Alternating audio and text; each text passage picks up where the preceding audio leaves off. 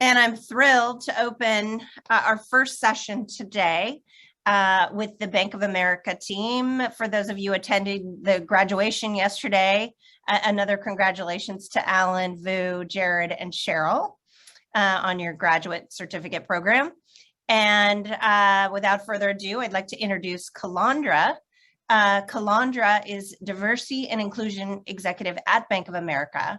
And in this role, she's responsible for all of the global employee networks at Bank of America, which include 355 chapters and over 240,000 memberships.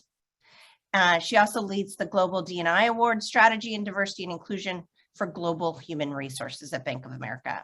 So we're thrilled to welcome you, Calandra. I'll let you talk a little bit about yourself and dive into the session. Thank you so much.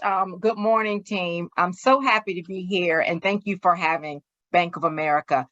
When I say I'm excited, I am super excited to lead this session and provide this information because I am one person that has benefited from participating in employee networks or employee resource groups. And as I think about heading our global employee networks, I love the fact that I get to take my learnings and pay it forward. So I had the privilege of working with some amazingly talented teammates, and you'll hear from them later, Vu, Cheryl, Jarrod, and Alan. So we can't do this alone. It takes an army, and we're stronger together. So you're going to hear some really positive, real talk information that you can take back. And I heard someone say, what can you take back? You're going to hear some real-time strategy and tactics that you can take back that we're excited to share.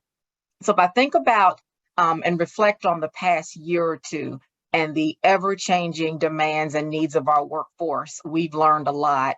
And I love the theme, a year in learning. So before we get into that, let's start at the top of the house because diversity and inclusion starts at the top of the house.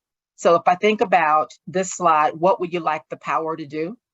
This is our placemat, our company placemat. And at Bank of America, our CEO, Brian Moynihan, leads every meeting with this very same placemat. One of the things I love about it, and you'll hear this in our presentation, it should show up in each segment, is that this has not changed in probably 10 years. And it may seem redundant, oh, here's the placemat again. It's because it works. It's staying on message. It's staying true to your mission. It's focusing on the critical few. And it's evolving and getting better and better over time with making sure our teammates, our employees, and our clients understand our values. Looking at our purpose, making sure that we're helping make financial lives better through the power of every connection. Responsible growth. How do we drive responsible growth locally and personally in everything we do? So you heard the number, 355 chapters, 244,000 plus unique memberships. You have to have a framework to manage that amount of volume. And then how do we service our 8 lines of businesses to make sure that we're addressing those core needs? And underneath responsible growth, growing within our risk framework. I know most of you can accept and appreciate the fact that when you're leading ERGs and employee networks, there's some controls that need to be in place. There's some risk that can occur when you want to mitigate that and get out early. But most importantly, you want to grow in a sustainable manner. We have to make this a great place to work. People have to want to work here. So we lead every meeting, every session by reminding our teammates, what would you like the power to do? And starting with this placemat. And then underneath that, you heard me say diversity and inclusion starts at the top. So here you'll see delivering for one company through diversity and inclusion. So clicking on that responsible growth placemat, people have to want to work here. And how we do that and how we make sure that needle is threaded all the way through is through 3 strategic priorities: people, inclusion, clients, and communities. Keep that in mind. People, inclusion, and clients and communities. For people, we need to look like the world we live in. So we are constantly focused on increasing the representation of our women and our underrepresented talent and achieving gender parity and parity for our underrepresented talent, specifically in the pipeline. If we think about inclusion, bringing your authentic whole self to work each day, we understand how exhausting it can be if you don't have a culture where you can bring your whole self to work. Because if you don't have inclusion, you get zero value from the diversity and the people that you're trying to recruit and retain and advance. And then lastly, but not least, clients and communities. Responsible growth through our employee networks, our community partners, and our clients, making sure that we're meeting our needs locally and personally. When you have a company our size, you've got to be able to start at the top, but you've got to be able to make it local and personal. And you'll hear a bit about that later. What we do or how we interact with our clients and communities in Jacksonville, Florida, or Atlanta, Georgia, probably looks entirely different locally and personally in a Seattle, Washington, or a Tulsa, Oklahoma. That's the beauty and the brilliance of having a company this size, but having a responsible growth, local and personal strategy. So if we think about these three strategic priorities and we move into the employee networks, the employee networks have been affectionately deemed the heartbeat of our company. I've personally benefited from employee networks. When I started my career 25 years ago as an administrative assistant, got a chance to work on a team called ANI, the African American Networking Initiative, started by senior leaders. And that is now the Black Professional Group. So what I got from the employee networks was the exposure, the experience, to face off with senior leaders, to do work that most junior or early entry talent wouldn't have an opportunity to do. So if you think back to that people vertical, our employee networks not only drive inclusion, but they also have the opportunity and are set up to really help advance our talent. So again, being a new leader with the employee networks, right? So I'm the new kid on the block, even though I've been at the company 25 years. This is my first formal role in employee networks. So you get to ask questions as the new kid on the block, and that probably more veteran people don't really want to ask. So one of the things I asked was, okay, how are we doing? What's working well? And where do we have opportunity? And as you can see, as the heartbeat of this company, we've had tremendous success. First half of the year, 360 plus chapters within 11 networks, the 244,000 memberships, over 1,200 events year to date, which is an 8% increase. I could go on and on with these numbers, but with this amount of effort and activity also comes, quite candidly, the burden of how do you sustain it? What's happening underneath locally in a company our size? And if we've learned nothing else in the past year or two, if we're not the same workforce that we were in 2019, so you think about the ever-changing needs of our society, the humanitarian crisis, social justice, the health crisis, the political environment, the economy, you put all that together, it's forced us to have a little bit of perspective, if you will. So in spite of all this success, and because of all this success at the top of the page, here's what our leaders told us. And I won't read all this verbatim, but you'll see themes here like we're tired. There's a strain on resources. They're concerned with market health. Great events, but we need to do fewer and bigger. So I think you're probably tracking with me, right? How do we make sure that we're continuing to have success and drive the activity, but make a broader impact? So from activity to impact is what our leaders told us. And it's the blessing and the curse of an employee network. You have leaders that are passionate and talented, and they want to make a difference and drive inclusion and make this a great place to work. But we have to do it at scale. And we have to make sure that we're protecting the market health and the line of business health, and that we're collaborating. And you'll hear more about that later when my teammates join the call. So if we think about our employee networks and the heartbeat of our company, how are we going to pivot? So we're going to go back to where we started, back to basics, delivering one company through our employee networks. So think about people, inclusion, clients, and communities. It starts at the top, it needs to end at the top. And how do we drive this locally and personally? First thing is people. So narrowing our focus, how do we amplify the bank's great place to work strategy? And if we're doing events or conversations, or we're partnering with our local markets office, keeping this strategy in mind, this tactic in mind, how do we amplify the bank's great place to work strategy? That doesn't mean creating anything new. It means pulling through existing leading practices and resources that are owned by our people process resources, which is HR. If I move over to inclusion, how do we make sure that we're driving collaboration and intersectionality? We don't need to create one more thing, and we don't need maybe 1,200 events, but how do we maybe do 500 amazing events where we've collaborated and we truly are amplifying and demonstrating inclusion through all of our networks, right? So how do we leverage our D&I Heritage Month? If I'm thinking about March as Women's Heritage Month, let our Lead for Women organization can own Women's Heritage Month, and the other employee networks should be supporting and collaborating to drive Women's Heritage Month.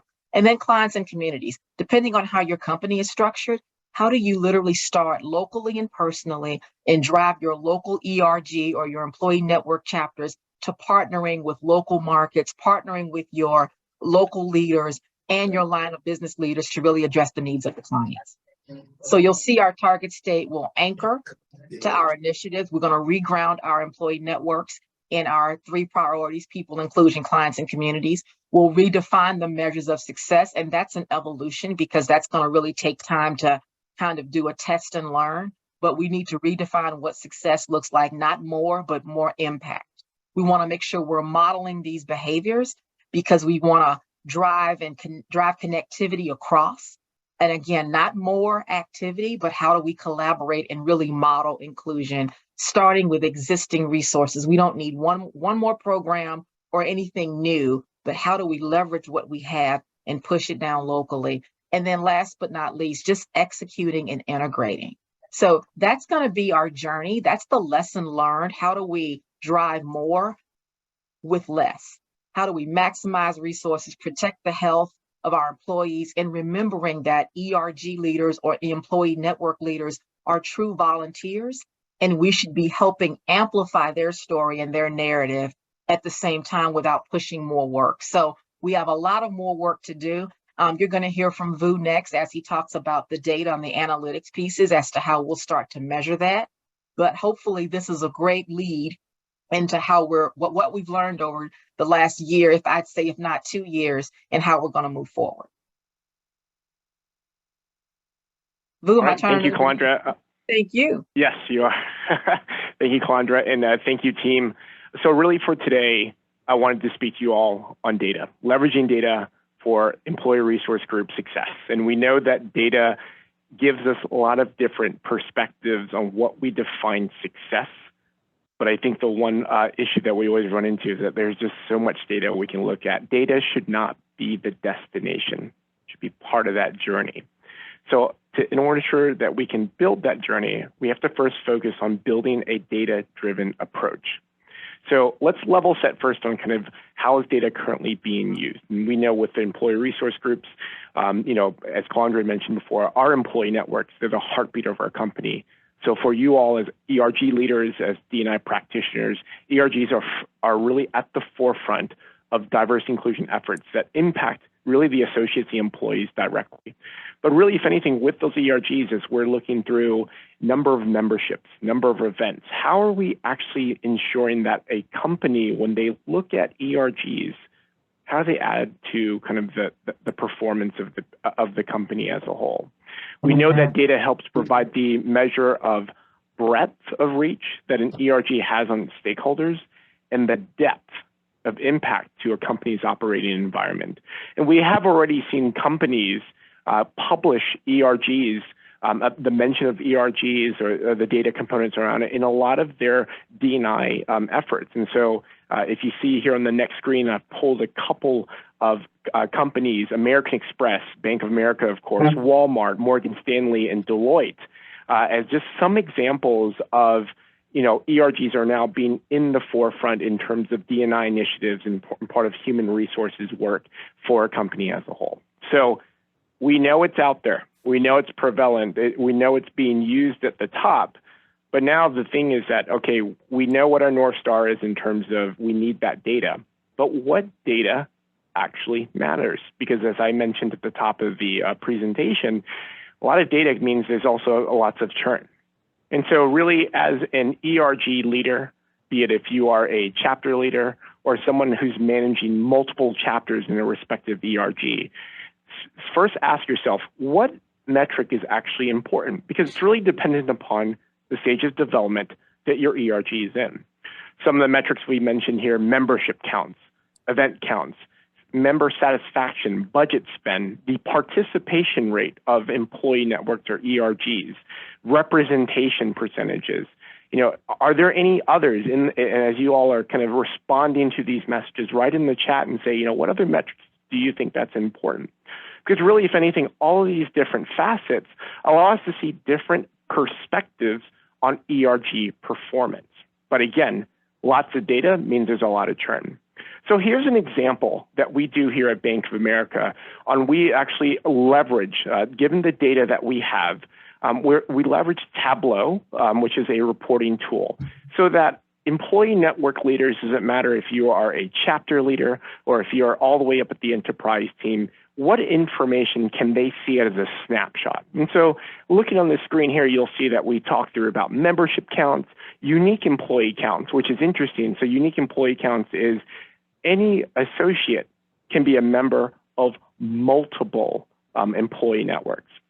So I could be a member of, say, the Asian Leadership Network, but also I can be a member of, the Black Professional Group. Likewise, specifically in an ERG, if you have multiple chapters, you can have someone who's a member of, say, Atlanta, but there is a virtual chapter that you have to kind of represent the holistic population of your ERG. And so the unique employee count is interesting by the fact that the count of one doesn't matter if an associate is member of multiple ERGs or multiple ERG chapters, the count is one. So it helps us kind of ensure that, hey, what's actually the real number in terms of folks who are involved in, in this case, our Asian Leadership Network. We do have the ability in our data set to actually show management levels. So, what levels of a membership in a chapter, maybe holistically at the enterprise, are members of, say, the Asian Leadership Network? Do we have senior management? What's that percentage? Mid-level management, and of course, our associates, at the lower level as well. In addition to, you can see here member location, and really what's also important as well is percentage of, the counts of line of business or sublines of businesses. A lot of our chapter leaders say that, hey, it's great that we have this sort of information, but if we want to be tactical, speaking to the kind of clients and communities piece, say that, hey, if we're trying to drive membership or we're trying to drive engagement, what's the population of our ERG chapter or our ERG as a whole? In this case, for example, here looking at our Asian Leadership Network, you can see that, a lot of our memberships is based in global technology. So if there are opportunities from a people component to say, what types of topics will engage our membership base, and looking at populations, hey, it looks like global technology or our consumer bank, what would be more relatable to these memberships would be, let's make sure we have a senior leader that represents these lines of businesses. Likewise, if we think about the associate life cycle, if there's, from a management perspective, a lot of mid-level managers or maybe junior associates, maybe we bring in folks from a professional development series and say, hey, what can I do to elevate my career? Speak on internal mobility.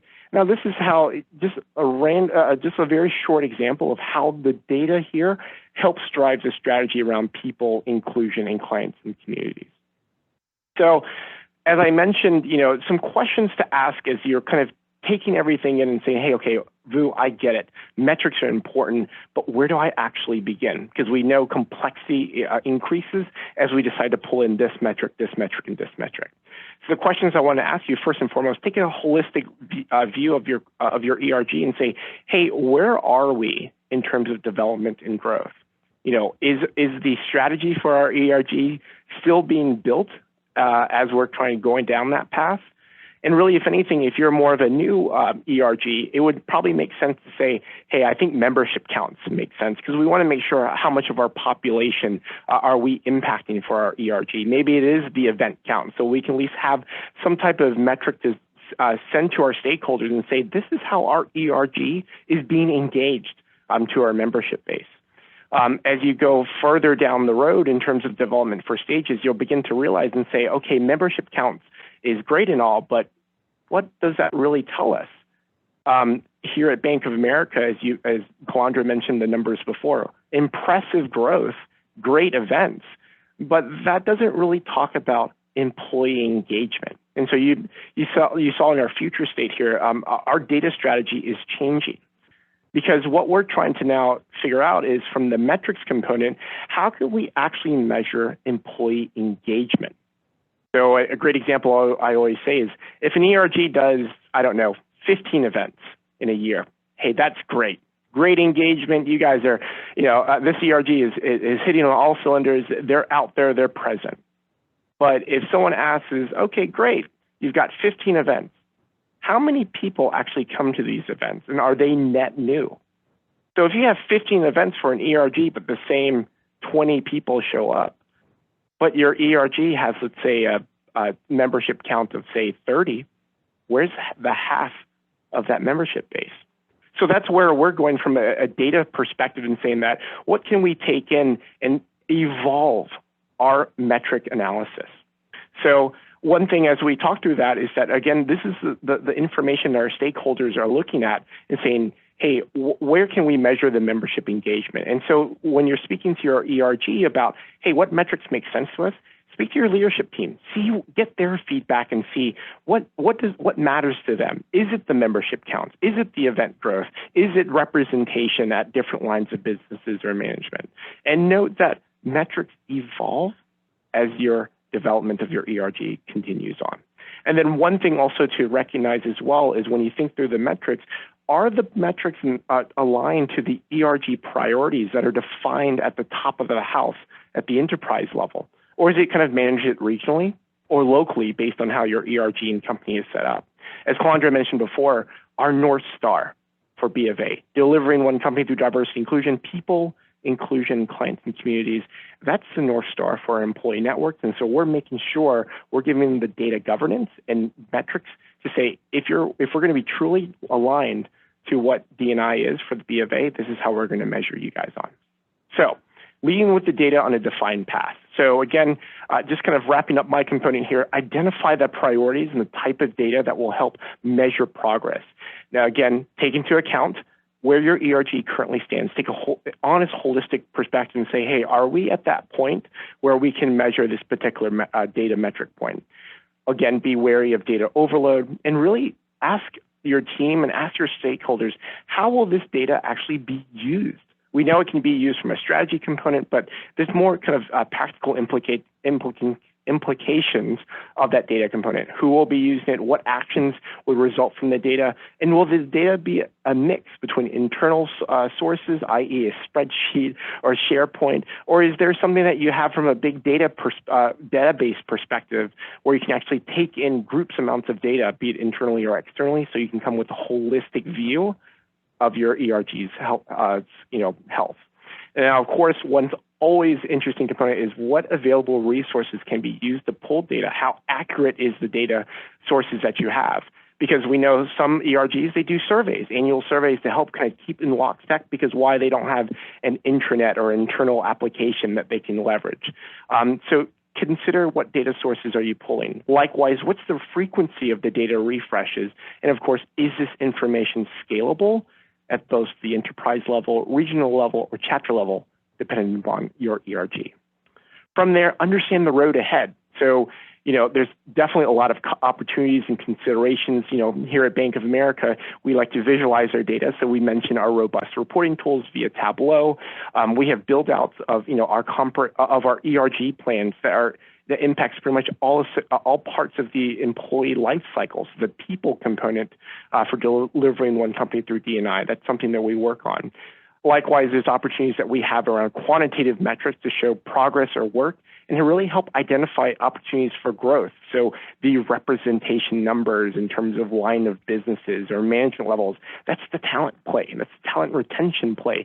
Because why a lot of us as ERG leaders, we may be a financial analyst that just crunches numbers all day, but some of us also lead multiple members in an ERG, maybe 20, 30, 40, 50, 100 plus members that has implications at senior management levels because we're bringing folks in, we're doing project management. Those are the type of stories we can elevate with data so that the employee networks, the ERGs, can be the talent retention and identification play. Likewise, as considerations when we think through, okay, we've we want to use this data, think through D&I data usage and sharing guidelines. There's a lot of confidential information that can be shared or not shared, and really it's going to be dependent upon what are the main stakeholders, how can they use that data. So I always say work with your HR legal teams and compliance team to say that if we're gathering data in, what things can we communicate, what things should we not communicate. Infrastructure is always important because why, once we hit the lottery the next day or something, we need to make sure that we have processes, data systems in place so that we can continually update and get our metrics that we need on a timely basis. And likewise, at the end of the day, resources, qualitative storytelling. We don't want data to be part of the destination, but more part of the journey. So again, at the end of the day, it's continuity, it's accountability, as we're speaking on. Data helps drive measures of success for an ERG, and it's really going to be dependent upon your stage of development. Look at what data that you have out there right now and work with your teams, your business partners. It doesn't have just to be only ERGs. Work with HR, work with your technology team. Say, hey, what can we do to partner to help tell the story about our ERGs? Because why, at the end of the day, it benefits everyone as a whole. So with that being said, I'm going to now pass it off to Cheryl Carter and Jarrod Hahn about the Employee Resource Group Health Card, which actually talks through an example of how they use data for their ERG. So Cheryl and Jarrod, I'll let you take it away. Thank you, Vu. Great overview and presentation, and you gave us a lot that we can, use in our presentation here as well. So it's really a compliment to our presentation here. So I'll lead the first half of the presentation here regarding our Employee Resource Group Health Card. We can go to the next slide, please. As the heartbeat of our company, our ERG grows, we started to consider how we streamline, ensure goals are aligned, and communicate effectively across chapters. How can leaders best communicate in a consistent fashion to their extended leadership team, executive sponsors, and to the enterprise team? As Calandra stated, how do we focus on the critical few? Our values, our purpose, responsible growth, our 8 lines of business. As a director of risk management in my day job, I always think, how do I grow in a sustainable manner? Whether that's with an employee resource group or again, at a project that we're launching, how do we grow sustainably? How do we streamline? How do we ensure we are managing risk? We approach our employee networks as a line of business. And so the same applications have to be applied to our day job and our employee resource groups. So with the growth and activity within, that we've experienced within our ENs, this must be top of our mind. How do we ensure that we have that same focus across employee resource groups that are on people, inclusion, clients, and communities, and driving more with less, as Calandra stated? So as we developed our health card, we thought, how do we position this as a positive versus something negative? As Vu said, how do we avoid data overload? What is the right frequency? Is the information scalable? Many of our chapters are small and challenged with not as big of a leadership team. Some of our chapters are very large and may have many deliverables and many people to lead. How do we get that buy-in? We wanted the chapters to see the value and how it can elevate and tell the elevated chapter story with data instead of it being perceived as just another mundane task to perform. Go to the next slide, please. So really, we talked about some of this already, but what gets measured gets done. And, Vu's talked about that.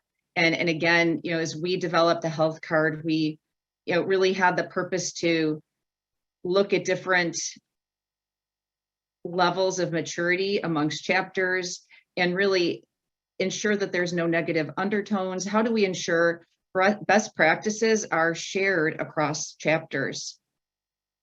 And then again, ensuring that we are aligning on the mission statement from the top of the house.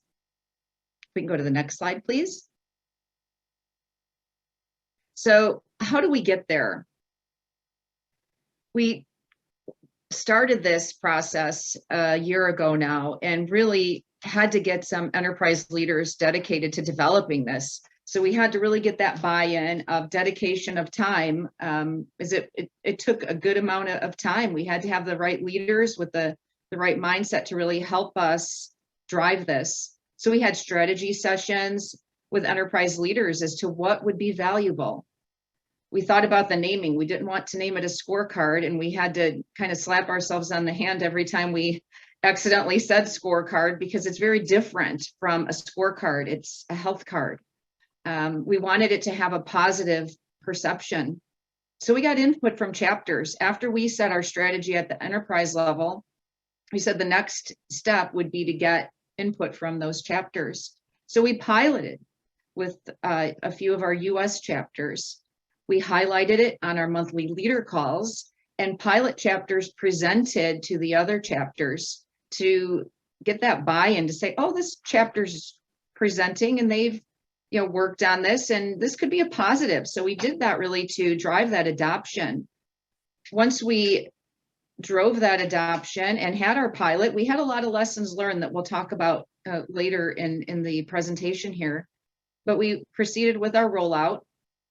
Key was communication, collaboration, and communication again. I can't stress that enough, that communicating, letting the chapters know where we were going, what we learned, and where we were going and what the timelines were was important.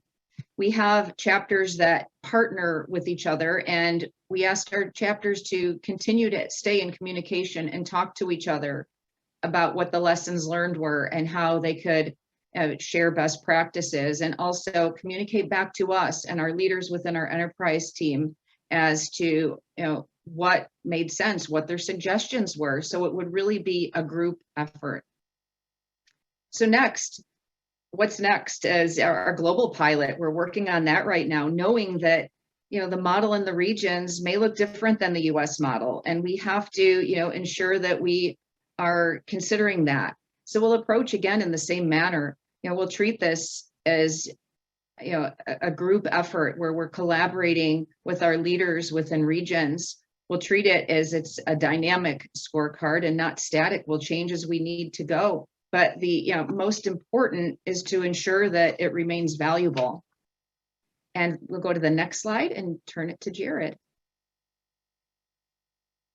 Thanks, Cheryl. It's been fun, working through this as, ERG leader Cheryl and I, and our third chair, of really understanding how we can use this data to apply. And as Cheryl mentioned, we had a lot of lessons learned. So these are a handful of things that we learned that we thought would be relevant to share with you all as you entertain. Can you bring something like this to your ERG, either from an enterprise perspective, from a single ERG, even from a chapter? And so, of course, with any initiative, there are numerous learnings. And so what we want to do is say, as you think through this, where can you avoid some of these, or where can you apply some of the things that we learned, so that way we can, spare you from some of the painful lessons. So as we all know, words are important, especially in the ERG space. And so as Cheryl mentioned, the first thing we learned was the name was critical. As soon as we started mentioning scorecard, that's how we led with this at the beginning. People became very uncomfortable. They don't want the corporate maybe feel, etc. So as soon as we started the pitch using scorecard, people instantly were shut off. But as soon as we changed it to a health card, people were interested. They wanted to know what that meant, what it could be. And so that's where we decided we definitely wanted to go with the health card naming convention. Next, as Vu just took us through, data, data, data. We're only as good as the data we have. And of course, ERGs may have a system of record and applications. Some may not. Some may be using Excel to manage, or some may have robust application. So we're only as good as the data that's available, and the output is only as good as the data that is being put in. That's with any initiative. So we all know that. Next, we wanted to make sure that we had an inclusive design. As Cheryl and I are overseeing our Disability Action Network, that's our ERG, we wanted to make sure every level within our ERG, but then of course, as we push from an enterprise perspective, everyone has the ability to utilize this tool. So we were considering with the design colors, alternate text, so that way everyone had the ability to know what was covered in that health card. Of course, ERGs are volunteer-based, and so they are coming from different points of their career, different levels within the company, and not all leaders come at that same level. So we needed to make sure that they understood the benefits, the value that this health card could provide them as they were leading, and to help them be able to shape their story, what they're trying to convey with what's happening in their space. So that way it's not just helping the members, but it's helping the communities, it's helping the clients, et cetera. So this was really an educational perspective of how can you use this to share with your local market? How can you share this with your local HR executives, your other ERGs that are in your market? So we wanted to make sure they understood the value, and then we had to educate them through that. Of course, we needed to stress this was not a tool for escalation, to use other routines. Do not wait if there's risk, if there's concerns. Unfortunately, we learned that the hard way. So making sure that people understand how to use this. It's a means to document, but not a means the only way to communicate what's happening.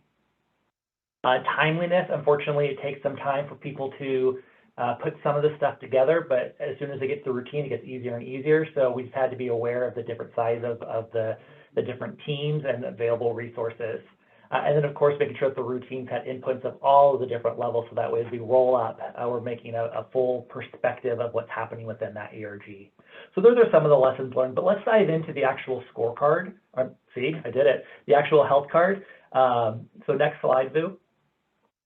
So as you can see, the design is pretty simple, and there's just a handful of metrics. These are the things that we wanted to focus on, but half of it's the commentary. What's behind these numbers? That's really what's important, right? The numbers tell us something, but as Vu described, it's not the destination. There's a story behind them, and that's what we wanted to pull out. So the top of the half is an automated section where the enterprise actually produces this for each of the different chapters, and it's automated, which is great. And so we're measuring different components that are available to us now, and we are in our data journey as Vu described. And as we've gotten, mature from the ERG, these were valuable perspectives. But as we go to the next phase of our journey, we'll of course enhance this as necessary. So membership, this is the people component. How many are we reaching within a market? What is that opportunity, that saturation rate? What is our leadership? From a health perspective, leaders are critical. So we use a tri-chair model, making sure that we've got 3 people in place for the ebbs and flows of our leaders doing their other responsibilities that actually get paid for. So this gives us to identify any gaps. Same thing with our executive sponsors. Events, of course, we want to do events, and we need to make sure that we're monitoring how many they're doing and the budget to make that happen. And then lastly, the partnership. This is where we get into our communities. We have a special partnership with Special Olympics, and so we want to make sure that we're measuring that specific partnership to ensure that it's happening on a regular basis. And then a partner program is where we have each different chapters partnered with another chapter to do lessons learned. It's kind of like a peer mentoring. But the bottom is the key. Tell us the information. So this is where the actual leaders provide information, give us the stories. What we've been able to do is extract those from the accomplishments, the opportunities, and extract those to provide an overall perspective of what's happening as we get the smaller kind of summary of the information. So that we, as Cheryl and I are telling the story of our Disability Action Network, we can then get with our marketing team and say, hey, this is a great story. Let's do this on a social media post. Or, hey, let's get this to our top executives, to the CEO as part of a town hall meeting, et cetera. So this is really where the crutch of the health card comes for us to be able to kind of summarize our information. And then moving to the last slide, really just to summarize all this is what is the benefit? And so because we're only asking for this to be done monthly, it eventually doesn't become very long, and it allows us a consistent approach across our chapters, our regions, to basically describe how successful they're being, where are there opportunities that we have to step in, because we can see from a consistent basis, a concise summary of what's happening. and it gives a clear roadmap of how to provide this information and where we can go in the future. And then, of course, it allows us to make sure that we're focusing on the right things that we set as leaders to ensure that our chapters are taken in. So hopefully you see some value in this as we do. And with that, what I want to do is pass it over to Alan Chen, who's going to take us through working smarter, not harder, and how we can make sure that we're advocating in action. Yep, you got it. Well, I appreciate the intro, Jarrod. Awesome presentation. Great to be alongside many great leaders this morning in this keynote session. I'll try to be quick, as I know we're running a tiny bit behind. But I wanted to start off with really some engagement, right? I mean, I think we all know here that, ERGs, for most of us, is not necessarily a part of our day job, right? I did not get paid to help start a chapter for our Asian Leadership Network in Atlanta, or, I didn't get, any compensation for being an enterprise leader for, Asian Leadership Network. So knowing that, I wanted to really talk to this group and see what is the one thing that you would like more of as an ERG leader. So if you don't mind putting that in the chat, maybe in the form of like a hashtag, I feel like that's a lot easier these days and gets the point across. So in the form of a hashtag, what is one thing as an ERG leader that you would like more of? And feel free to type that in the chat, and we'll take a look here. And I see some items coming through already in the chat, which is amazing: engagement, participation, capacity, financial support. So probably a lot of things that we don't necessarily come as a surprise. And that's really the some of the points that I want to make today in my presentation, and you'll see it in the title here. And Calandra mentioned at the top of this call, and is really focusing on, I would say, the critical few, or I would say focusing on the impact, not necessarily the number of events, but how much impact you are actually making across the company. If you take a look at this slide, there's two definitions here. The first one I cannot take credit for. This definition was actually by our friends over at Out Leadership. So if you're familiar with the LGBTQ plus community, Out Leadership is an amazing nonprofit organization for leadership development in that community. And I think it frames up the word advocate quite well, and I would say kind of the new thought process around advocating. It's no longer just becoming a noun and being an item, but it is now all about action, to work alongside another as a collaborator, listener, active accomplice, and ally, or a person or group that provides visible and consistent support to an ongoing effort, activity, or struggle. And the second definition I want to lead with is intersectionality. I think, as D&I leaders and ERG leaders, you probably have heard the word intersectionality over the course of time. But one thing that I want to point out on this particular slide is on the bottom right, where you see the cross out and it driving efficiency as part of being an ERG leader. So the point of these two is really to think about how advocacy as an ERG leader, you can drive intersectionality to, at the end of the day, drive larger impact for your company across a broader group of people that you could actually impact at the company. So if you look at the next slide here, I want to give you some really tactical examples of how to bring this to life based on all the discussions that we've had so far. And I think it's important that we don't necessarily reinvent the wheel. So if you take a look at the next slide, a lot of the organizations that are represented today, have a centralized D&I team and probably a centralized employee resource group team that has an overall strategy for your ERGs at the company, as well as resources that help support that strategy for the company. And I think it's important as ERG leaders to make sure that we are connecting to that strategy, and we aren't necessarily reinventing the wheel. So we talked a little bit earlier about advocacy being actionable. It's no longer a noun, but it's a verb.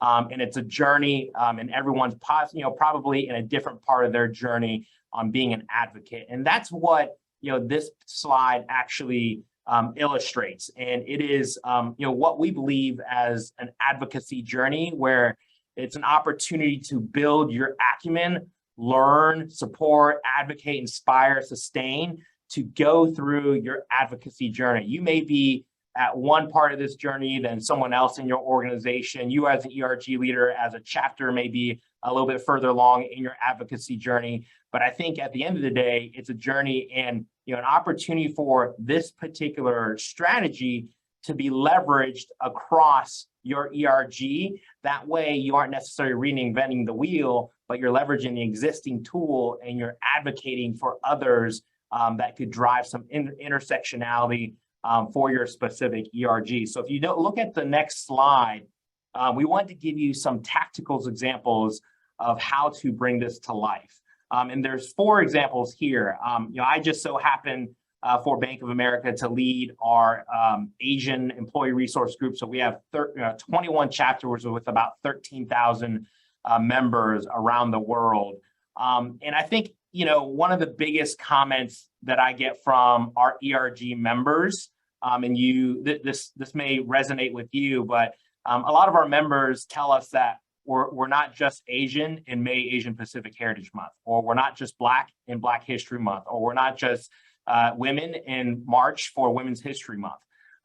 We hear that a lot because you tend to find a lot of articles on your intranet sites that focus on those dates, which I think is quite important.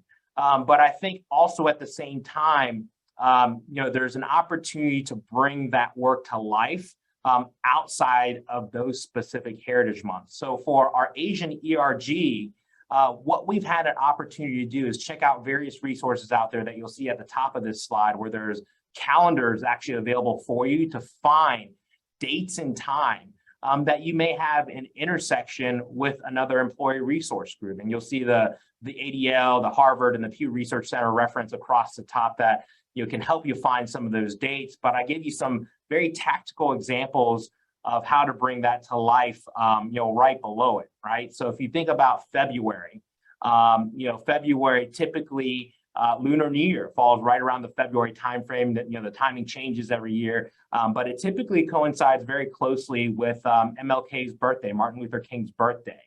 And what we do know as an Asian ERG is, our Black and African American teammates have been in this racial equality challenge for quite some time, and they probably have some best practices that they can share with our Asian teammates, knowing some of the challenges that the Asian community has faced as of recently.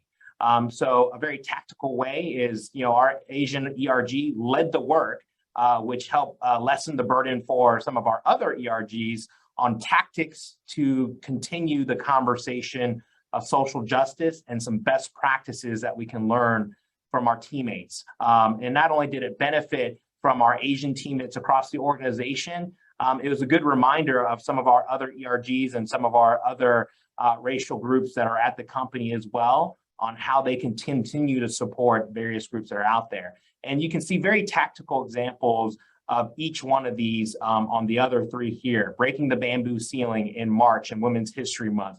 The Asian community continues to have opportunities where they can get to the next level in their organization.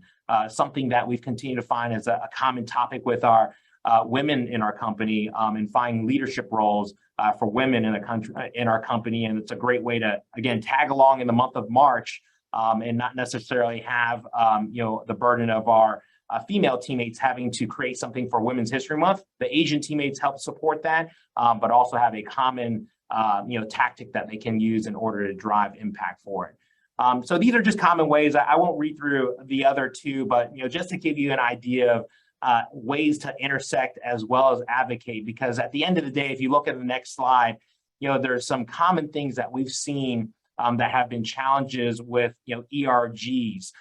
One that you may have saw in some of the hashtags a little bit earlier in the chat was, we need more capacity. We need more support. And as you can see from the previous slide, you are driving capacity through multiple folks working on a single topic that may impact both broader audiences. So you're not just impacting your membership in one specific ERG, but now you're impacting 3 ERGs, which is going to impact a much broader audience. The second is, are you going beyond the 20/80 rule? And what we've seen, and you've probably seen in your companies as well, is great, passionate leaders who tend to be at all the events. They tend to be great leaders, and we obviously want to continue to embrace those leaders. But what we also want to make sure is we're impacting a broader audience. So now that you have this engagement of multiple ERGs to a single event, you're widening that audience beyond maybe the 20% that you typically see at all the events. Now you're getting to a broader audience and impacting quite a few more people by combining forces with multiple ERGs. And what we've also seen at the company, and I'll kind of wrap up with this, is we've seen much bigger audiences with this. Obviously, you're impacting multiple ERGs, but what we've found is with our Asian ERGs, it's not just Asians that are a part of the ERG. Typically, about 60 to 70% of the membership we found are Asian. So that leaves about 30 to 40% that are non-Asian. So there's an opportunity to impact a much broader audience. And it's actually not a huge overlap if you actually broadcast to multiple ERGs due to what we've seen from a membership perspective. So again, those are ways that you can kind of think about driving success and driving intersectionality and advocating for other groups outside of even maybe the ERG that you're leading, and just some tactical ways to do it. So I know we're a little bit behind. So with that, that's all I had on my portion, Vu. I know we've got some time for Q&A, so let me turn it back to you to wrap us up. Sure. Thank you, team. And so we've got about, I would say, 6 minutes, but would love for the team to, if you don't mind just raising your hand. Our team is here to answer any questions, or just also get some feedback from you all just based on our presentation. So with that, Teresa and Jennifer, I will ask you for your help a little bit if there are any questions in the chat, since we can't see the questions on chat. But if anyone wants to raise their hand via Zoom using the raise gesture, I'll make sure to acknowledge you, and then I'll let you have the floor. So I'll pause to let folks process here. And I think we've got our first question with Ms. Shirley. Ms. Shirley, you can take yourself off mute and ask your question. Hi, good morning or good afternoon, depending on where you're located. So I love utilizing data, and one of the things that was mentioned was kind of doing data or tracking data on a monthly basis. I'm curious, what do you all use? I know one person mentioned Tableau, but what was that conversation like in terms of moving everyone towards one health score, kind of data tracking system? So any tips or pointers would be helpful. Yeah, so I can probably start with the foundation component, and then Jarrod and Cheryl, I'll let you guys go on the tactical for Dan. But here at Bank of America, we actually built our own intranet around the employee networks, and so our ERGs here at the bank. And so we actually made the investment in our technology platform to actually have an intranet website that is only for our ERGs. And so when an associate goes onto this website, if they literally have the list of all of our ERGs and the chapters that they want to visit, and there's, of course, disclaimers and compliance. We worked with legal and compliance communications, but really they go on the website, they click on, let's say I want to join the Charlotte chapter for the Asian Leadership Network. Their information is then recorded in our back-end system. And that information literally is everything about that associate. And again, the data is only used for only particular parts of the people that can leverage that data in HR. But we've built that intranet because why we had the buy-in from our technology executives, the buy-ins from the business to build out that kind of robust platform. And that platform allows our associates and ERG leaders to also create events, be able to manage events, and actually have the ability to pull in all of their membership information. So if, let's say, an ERG chapter leader for Tampa, Florida says, hey, I need to know how many people I have, and I want to make sure I have all their emails so that I can send them a chapter-wide communications. We have an intranet solution that then allows us to pull that information. And so that, we call it the Employee Network Portal, is really kind of our kind of starting base for all that data component. I pass it now to kind of Jarrod and Cheryl to see, just from a follow-up, just based on that component, how did you guys, leverage it with Dan to answer Shirley's question? Yeah, so we took that data that Boo was mentioning and extracted out and then summarized it using a little bit more from an Excel perspective, Visual Basic. We have that ability to code that to then spit out the different regional or chapter views.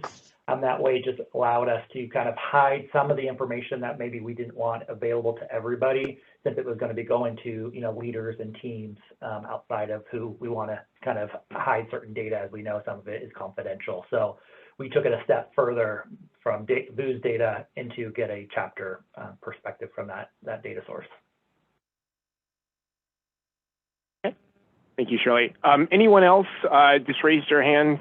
And Teresa and Jennifer, if there are any questions in chat, I would ask for your help on that component. I'll pause here to see if there's any more additional questions. Yeah, I have a question, or unless someone's jumping in. Sure, go ahead. Well, just go ahead, Alice. Just as from the metric standpoint, that's something that is relatively new for us as far as our ERGs, and I'm really trying to implement it. But you mentioned earlier, we don't want to oversaturate them with data. We don't want to bog the ERGs down. My question is, there's so many different metrics you could choose from. I mean, you could even choose metrics from a standpoint of how many people are in your ERG that are getting promoted, and showing that kind of impact from professional development. How do you choose which 5, 10, 15 metrics to focus on? Hey, Boo, can I jump in and take that? This is you, Calandra. Go ahead. Yeah, I will pull us back up to the strategy, right? Start at the top of the house. So and don't forget what your ERGs were designed to do, which is drive diversity, inclusive workforces, inclusive workplaces. And in our case at Bank of America, it is people, inclusion, clients, and communities. So to your question, I would start with what your measurement of success looks like. Your data pulls, your metrics, your focus should be in one of these 3 buckets. And I would argue, and I know my team has a lot of we have a lot of conversation on this, but if you can't align it to at the top of the house to your 3 strategic priorities and then what it looks like for each ERG, then you probably shouldn't be doing it. That's what narrows your focus. That's what keeps you focused on the critical few. That's what success looks like when you've got your army of ERGs collectively, as Alan beautifully said, driving intersectionality, being intentional with collaboration underneath three priorities. And then what data do you pull to inform how well you're doing? So to your point, people could be advancement of your underrepresented talent, retention. It could be lateral moves. It could be ESAT, employee engagement scores. But I'd start with your priorities and then use your data to inform how well you're doing with your ERGs against those priorities. And then the last thing I'll say to this is data, again, Vu said this, data is the resource and the tool. It is not the destination. And in the spirit of risk, give your ERGs the story. They don't need reports and data. They need the story. Here's how well you're doing. Here's where you have opportunity. And of course, there's data behind that. But give them their story. That, to me, that has been a big turning point for us and a big win. Thank you. Absolutely. Alrighty. We've got time for one more question. So if anyone wants to raise their hand, and again, if there's any questions in chat, again, we'll ask Teresa and Jennifer to help us out here. But wait, Shirley, I think I'll give it to you as just as a follow-up question on your end. So go ahead, Shirley. Yeah, it was a follow-up question. I just didn't want to take up an opportunity from somebody else. So in terms of building the internet for your employee networks, right? Is that something that was requested by the employee groups, or was that something that you all determined would be helpful and kind of showcase to them? How did you create that buy-in if it wasn't already there? Yes, and so I will say this because that data journey actually started multiple years ago on that component. So really, what our ERGs used to do at B of A was actually track it, manually via SharePoint, via Excel documents. There wasn't really a like a standardized format in terms of data inputs, and so. As the employee resource groups or employee networks in our case does fall under the kind of the D&I umbrella, and knowing that employee networks are part of that D&I journey, there was really a business need to say, so what can we do to operationalize and allow us to get, efficiencies for our EN leaders to do what they need to do in a timely and efficient manner? Because this was the request that was given saying, hey, employee network team, we're having to, is there a way we can track, events? Because, they would just literally send emails and they would track their memberships all manually. So if you join the network, then we got to report that email in, or if people leave, like, how do we know that? And so it was truly a business case that was based off on our constituents, i.e. the ERG leaders. Then they told the story to the stakeholders and say, this is important. This is why, if you say employee resource groups are part of the D&I message, we need to make sure that we have solutions in place. And so there was a lot of buy-in, and of course, for B of A, we do have a big technology budget. So it really was kind of saying, hey, what is the focus, and what can we do to ensure that we're elevating the story, building efficiencies in place, because employee networks here at B of A are so integral to that. So it was a two-pronged conversation. It was support at the senior level. It's telling the rationale why we need to. And by the way, because of this is how we can tell our story for our ERGs here at B of A.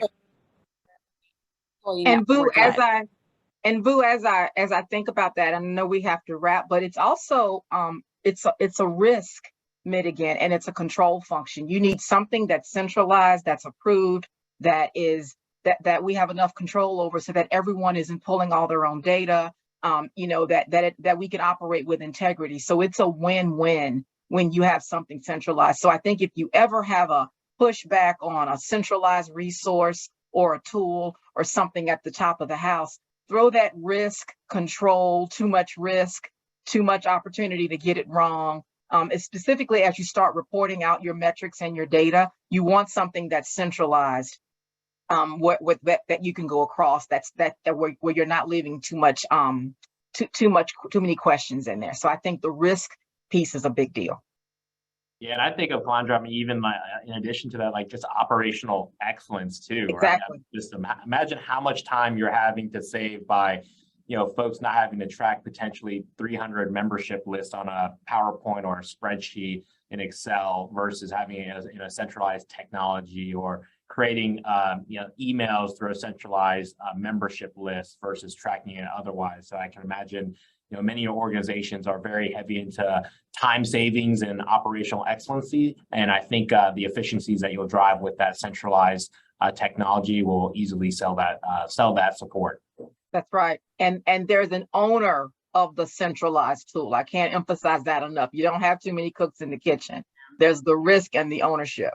And I'm an HR lifer, so I'm paid to worry. So you'll hear risk come out of my mouth repeatedly. But lead with that. It'll get everyone's attention. Vu, do we have time for one more question, or do we want to wrap?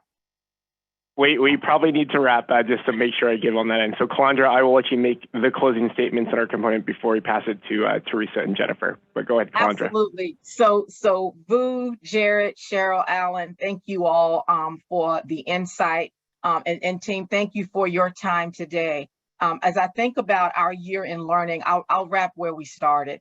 Number one, anchor to your priorities. If you have diversity, equity, and inclusion priorities at your company, it has to start at the top. Anchor your ERGs to those priorities. I've seen several ERGs that have different priorities and tactics underneath. Anchor to the priorities. And then when you anchor to the priorities, it forces you to lead with the business. You've got to keep the lights on. That drives influencers, decision makers, and senior leaders to really champion and support you because you're leading with their business. And then leveraging the data and the metrics that we talked about. What gets measured gets done, and being clear on what success looks like in your desired outcomes. The other thing I heard is being structured enough to drive strategy and stay on message while being flexible enough and agile enough that you can respond to the ever-changing needs of our communities.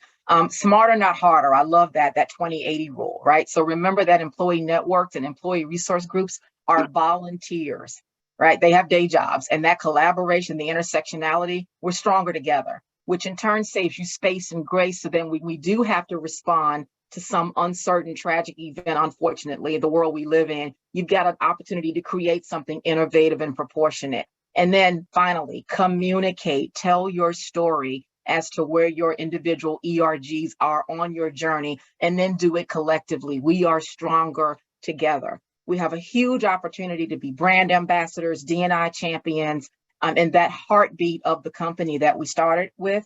But as we strive to create diverse workforces, inclusive workplaces, and being that heartbeat where we create that sense of belonging and inclusion in a society that has never needed it more than it does right now. So thank you again for your time.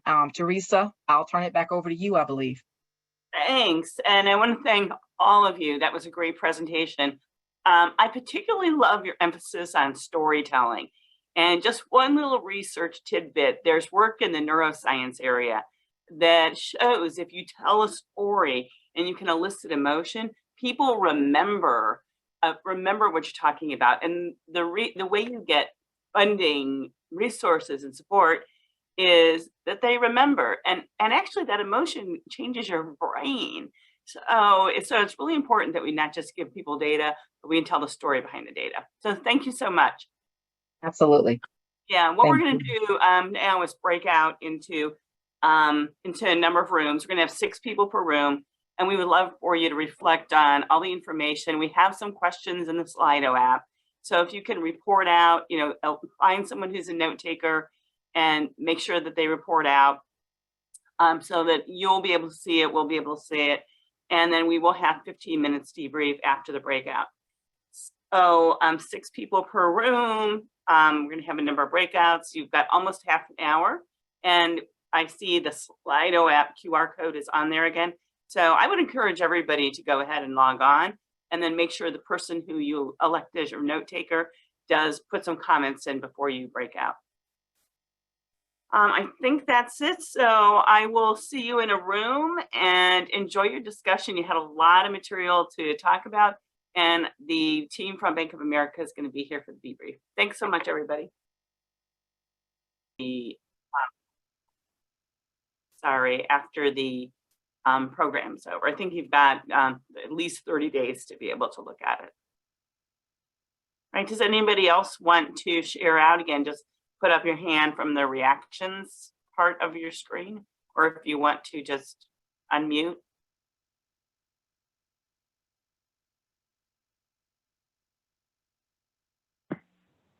All right, if we don't have anything else, then Vu, I think I'll turn it over to you for some final remarks and maybe some tips for everybody who's, at big companies and small companies, and how they can really take the main messages of your session, which were many, and try to bring them back. I'm so sorry, Teresa. Sure, well, I couldn't come off mute fast enough. Sorry. I just wanted to ask, and I don't know if this will be for Teresa or anyone at Bank of America, to make suggestions of, as you mentioned, a range of no money to $100,000 in ERG. Is there data somewhere that you all are collecting to show that there's value in spending money on their ERGs and what that outcome looks like? So that, I work at Amgen, we live our breathe data. So of course they like data to support that effort. Thanks. Yeah, so I'll just do a quick, the company that had $100,000, they had a group that did a great job of lining up the ERG strategy with the business strategy and showing impact, being able to tell that story. And you can do that in a simple way, or you can do it in a really complex way.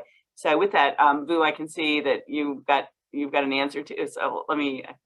Yeah. So funny enough, in addition to data, I also lead finance for the employee network.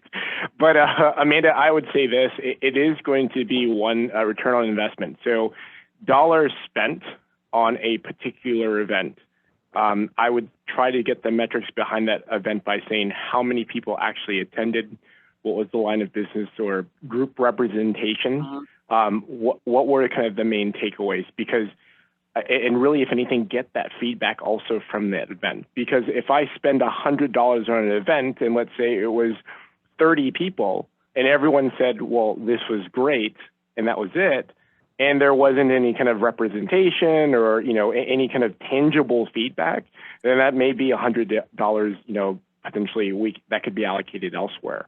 Likewise, for a lot of our bigger events, we always say that break down that cost.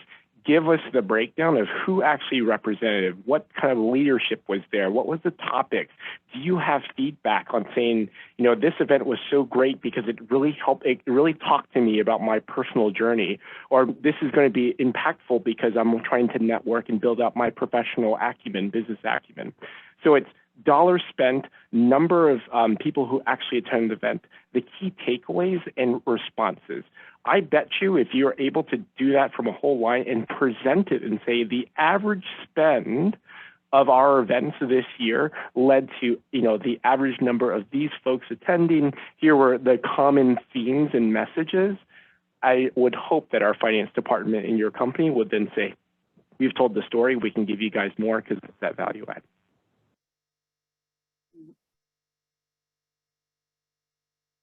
So anyway, sorry, I was about to close here. So with that team, thank you so much on behalf of Bank of America and our team here. We hope that you found our presentation informative. We want to let you know that a portion of our team will be in person at the in-person conference starting tomorrow through Friday. I will be there as well, so let's continue that conversation. But for those who are here for the virtual component, I really want to leave you with the takeaways that Calandra had mentioned. It's really focusing on the critical few. It's anchoring the work that you do as ERG leaders to the broader strategy, because it's better to be in alignment than disalignment as a whole. As you are building out your metrics component, make sure it's measurable, scalable, and if anything, be able to be tied to the broader picture. And with all of that, I also wanted to say thank you as ERG leaders for the work that you guys do. It is sometimes it's you know, not thankful at times. Sometimes we're out there front and visible. So thank you for all the work that you do in driving ERGs for your respective companies. Let's stay connected. And thank you again for the time. Yeah. And I want to thank everyone also, and remind everyone that we have another session starting at 10:30, from 10:30 to 11 Pacific time. There's 2 concurrent sessions. One is for people working on the Innovation Challenge. Justin is going to be there to answer questions. And then we also have an ally shout out. So if you have some really cool experiences from your ally program or you have questions, you know, be there for that. And then also related so much to this topic is a session that's basically on how to figure out return on investment and measurement with Ed Hubbard. So that starts at 11 p.m. Or 11 a.m. Pacific time. So I hope to see you there. Thank you so much, B of A team. You guys are amazing. Thank you. Have a good day.